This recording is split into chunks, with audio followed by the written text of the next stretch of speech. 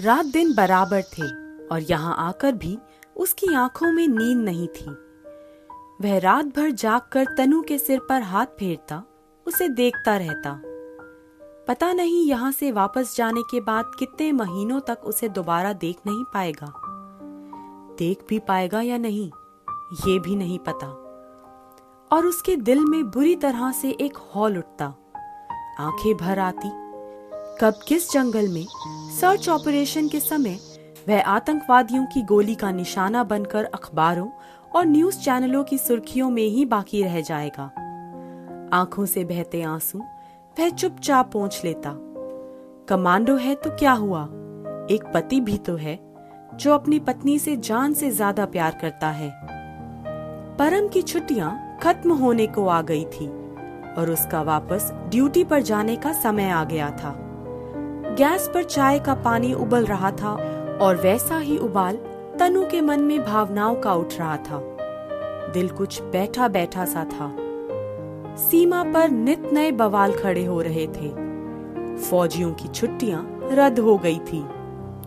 परम भी तो पूरे 7-8 महीने बाद इस बार घर वापस आ पाया था, वो भी बस चंद दिनों के लिए।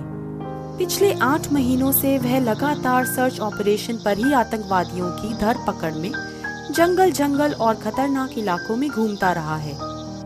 महीनों से वह एक दिन भी चैन से नहीं बैठ पाया है। आगे अचानक पता नहीं क्या इमरजेंसी आ जाए, इसलिए उसे कुछ दिनों की छुट्टी दी गई। फिर पता नहीं कब। परम का मन भी अंदर से अजीब सा हो रहा था। तनु को छोड़कर ड्यूटी पर वापस जाना सोचकर ही उसकी जान पर बन आ रही थी। लेकिन ड्यूटी तो ड्यूटी है, हर हाल में निभानी पड़ेगी। और फिर वो ठहरा पैरा कमांडो, उसके कंधों पर तो अतिरिक्त जिम्मेदारियां हैं। वह तनु को खुश रखने का प्रयत्न कर रहा था ताकि उसके साथ मिले ये चंद दिन प्यार और सुकून से कट जाएं। लेकिन वह देख रहा था कि तनु की आंखें बार बार भर आती। वह मुंह दूसरी ओर करके चुपचाप आंसू पोंछ लेती। परम के सीने में कसक सी उठी। 15 दिन की छुट्टी में से 10 दिन बीत चुके थे। ड्यूटी पर उसके लिए रात दिन बराबर थे। थोड़े दिनों की छुट्टी में भी उसे घर की चिंता सताती है। सब ठीक है कि नहीं, घर में जरूरत का सामान है या नहीं, उसके चले जाने के बाद तनु को परेशान न होना पड़े, हर संभव वह तनु को हंसाने की कोशिश करता रहता। माहौल सामान्य बनाए रखने का प्रयत्न करता। तनु का भी चेहरा सामान्य रहता।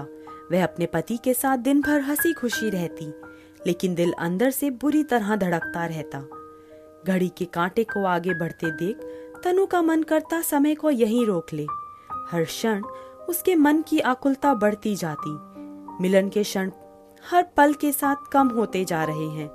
जब भी परम के फोन की घंटी बजती, उसके चेहरे पर तनाव घेराता और तनु का दिल आशंका से धड़क उठता। कहीं किसी इमरजेंसी के कारण वापस तो नहीं बुला रही। पति से मिलन के समय में खुशी के साथ ही एक फौजी की पत्नी के मन में आशंका की तलवार भी सिर पर सवार रहती है। तनु ने घर पर अखबार मंगवाना भी बंद कर दिया था। टीवी पर न्यूज भी नहीं देखती। क्या फायदा बुरी खबरें देख मन और दुखी होता रहता। जब भी समय मिलता, परम फोन पर अपनी आवाज सुनाकर उसे आश्वस्त कर देता। एक बार बात हो जाने पर वह दोबारा बात होने के इंतजार में अपना समय काटती रहती। कभी परम बस इतना भर बोल पाता, तनु मैं ठीक हूँ, तुम मेरी चिंता मत करना, काम थोड़ा ज्यादा है, कल बात करता हूँ। और एक फौजी की पत्नी समझ जाती कि कौन सा काम, अर्थात आज भी कहीं घुसपैठ की आशंका। आज भी दिन भर और रात भर जंगलों और पुराने घरों में छिपे आतंकवादियों के साथ मुठभेड़, गोलीबारी, बमबारी और तनु की सांस सूली पर टंग जाती। कान एक व्यग्र प्रतीक्षा में लग जाते कि कब फोन आए और परम बस इतना बोलेंगे, तनु मैं ठीक हूँ। गले से निवाला तो क्या, पानी का घूंट भी नीचे नहीं उतर पाता। एक बार 2 दिन तक परम का फोन नहीं आया था। तीसरे दिन रात को 2:30 बजे परम को मौका मिला उसे फोन करने का। उसके ठीक होने की खबर के साथ ही पता चला 2 दिन से जंगलों में घुसपैठियों का पीछा करते हुए उसने खाना भी नहीं खाया।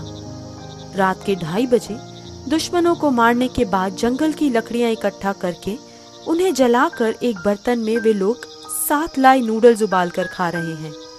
परम और उसके 4 साथी कमांडो। तनु का जी भर आया, गले में कुछ अटक गया। तीसरे दिन शाम को जब पूरा जंगल अच्छे से छान कर सभी दुश्मनों को खत्म करके परम ने यूनिट में जाकर खाना खाया, तब तनु के गले से रोटी नीचे उतरी।